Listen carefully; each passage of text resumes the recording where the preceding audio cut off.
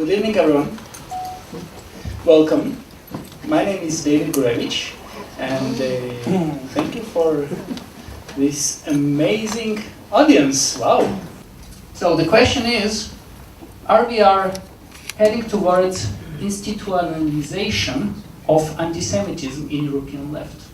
We are going to hear from our honorable guest, David Hirsh, from London, about his new book and about his research on contemporary anti-Semitism.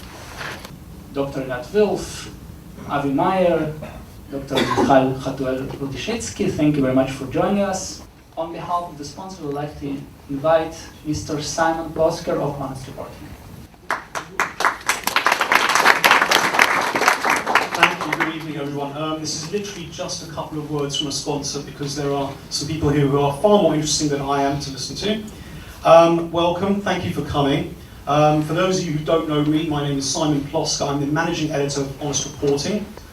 We are the world's largest grassroots organisation dealing with anti-Israel media bias.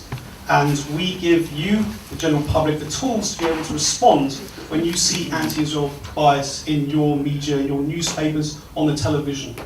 And we have around 140,000 subscribers around the world, most of them based in the US, significant numbers in the UK, here in Israel as well. And basically, we go through all of the media, the English-speaking media, every day, making sure that we can analyse what's going on and send out alerts and give you the tools to be able to respond.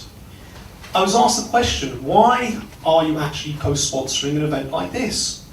Well, I think it really dawned on me 2 or 3 years ago. We launched a petition calling on the media to recognise and actually adopt an internationally recognised definition, a working definition of anti-Semitism. Today, that is being put out by the International Holocaust Remembrance Alliance, but back a couple of years ago, there was actually a European Union definition, which was buried. Thankfully, I'm saying the International Holocaust Remembrance Alliance has revived it, and also the US State Department's definition as well. So we collected thousands of signatures, and I personally contacted many media outlets, major media outlets from around the globe. In America, we're talking New York Times, Washington Post, in the UK, the Times of London, the Guardian, the Independent, and many more. And you know what the reaction was, what the response was? Nothing.